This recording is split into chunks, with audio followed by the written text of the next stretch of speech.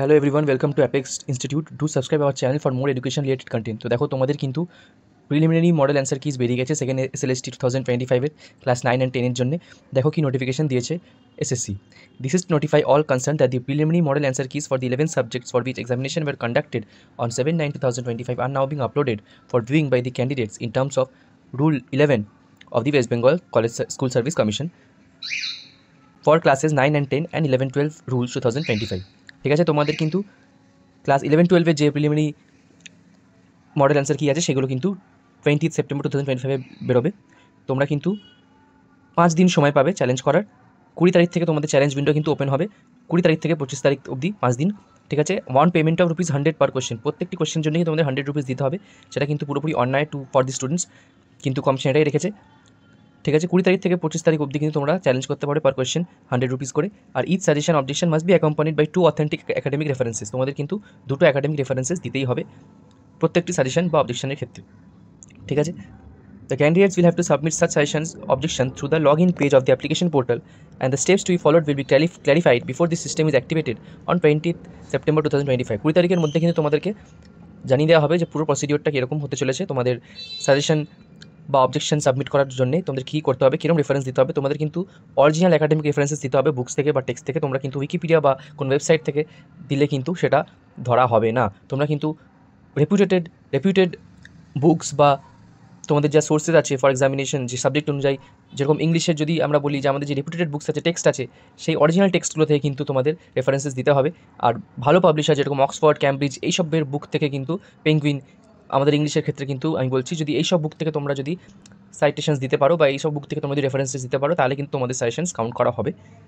তোমরা যারা চ্যালেঞ্জ করবে, তোমরা কিন্তু অরিজিনাল টেক্সট বা পেজ নাম্বার দিয়ে সেগুলোর সাথেই কিন্তু তোমরা চ্যালেঞ্জ করো। আর এই পুরো প্রসিডিওরটা কিন্তু কমিশন আমাদের 20 তারিখে জানাবে। ঠিক আছে, আর লাস্টের পয়েন্টটা কিন্তু খুব সুন্দর। Fees paid will be refunded if suggestions objections are prove to be valid as per the opinion of the expert committee. তোমরা জানো একটি এক্সপার্ট কমিটি গঠন করা হয়েছে, যেটা কিন্তু মোস্ট প্রবলি অ্যাসিস্ট্যান্ট প্রফেসরদের নিয়ে বানানো হয়েছে প্রত্যেকটি সাবজেক্ট অনুযায়ী। তো তারা যদি মনে করে তোমাদের চ্যালেঞ্জের প্রশ্ন তোমরা সঠিক আর তারা ভুল, তোমাদের কিন্তু ₹100 রিফান্ড হবে। সেটা হওয়ার সম্ভাবনা কিন্তু খুবই কম। কমিশন যখন একটা অ্যান্সার কি পাঠায়, তারা কিন্তু অনেক ডিসকাশন বিবেচনা করেই পাঠায়। তো মনে হয় না সেটা হবে, হলেও একটা দুটোর বেশি হবে না।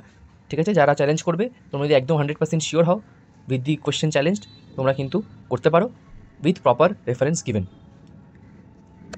দেখো, তোমাদের ইংলিশের ক্ষেত্রে কিন্তু মাস্টার কি, এই যে একদম তোমরা যে লেফট কর্নারে দেখতে পাচ্ছ, এটা কিন্তু তোমাদের মাস্টার কি। যেটা মাস্টার কির 1 নম্বর প্রশ্ন, সেটা কিন্তু তোমাদের সেট অনুযায়ী, এক্সাম পেপারের ABCD অনুযায়ী তোমাদের কিন্তু রেসপেক্টিভলি যাচ্ছে। কিরম দেখো, মাস্টার কি যেটা 1 নম্বর প্রশ্ন, সেটা কিন্তু সেট এদের জন্য 13 নম্বর প্রশ্ন, সেট বিদের জন্য 3 নম্বর প্রশ্ন, আর সেট সিদের জন্য 36 নম্বর প্রশ্ন, এবং সেট ডি এর জন্য 6 নম্বর প্রশ্ন। ঠিক আছে, এরমভাবে কিন্তু সেটা যাচ্ছে। এবার দেখো, মানে ধরো তোমার যে প্রশ্ন সেট এতে তোমার 13 নম্বর প্রশ্ন কিন্তু এদের 1 আছে মাস্টার কিতে, সেই অনুযায়ী কিন্তু তুমি অ্যান্সার বার করবে। তো এই জন্য অ্যান্সার বার করতে গিয়ে প্রথম কথা তোমাকে তোমার মাস্টার কি জানতে হবে, তোমার সাবজেক্ট অনুযায়ী সেটা খুলে তোমরা বসবে। সেটা আমি কিছুক্ষণের মধ্যে ইংলিশে তোমাদের দেখাচ্ছি কীরমভাবে ওরা দিয়েছে। ঠিক আছে, এই মাস্টার কি অনুযায়ী কিন্তু তোমরা এক থেকে শুরু করবে, মাস্টার কি ধরে, তোমাদের পেপার ধরে না, তাহলে কিন্তু তোমরা সলভ করতে পারবে না। ঠিক আছে, এই মাস্টার কি ধরেই যদি তোমরা করো, ধরো 1 নম্বর প্রশ্ন যদি মাস্টার কিতে আমি করছি, তাহলে তোমাদের সেট অনুযায়ী কিন্তু সেটা হয়ে যাবে 13 এ সেট অনুযায়ী।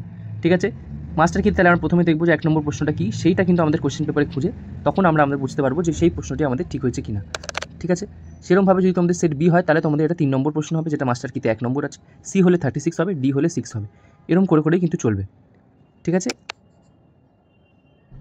ইংলিশের মাস্টার কি কিন্তু তোমাদেরকে আমরা যেটা আগে বললাম, দেখো এই হচ্ছে ইংলিশের মাস্টার কি। এই যে 1D দেখছো, এটা কিন্তু কমিশনের মাস্টার কি, মাস্টার অ্যান্সার কি যেটা আছে সেই অনুযায়ী তোমাদের কোশ্চেন নম্বর 1-এর কমিশনের অ্যান্সার হচ্ছে ডি।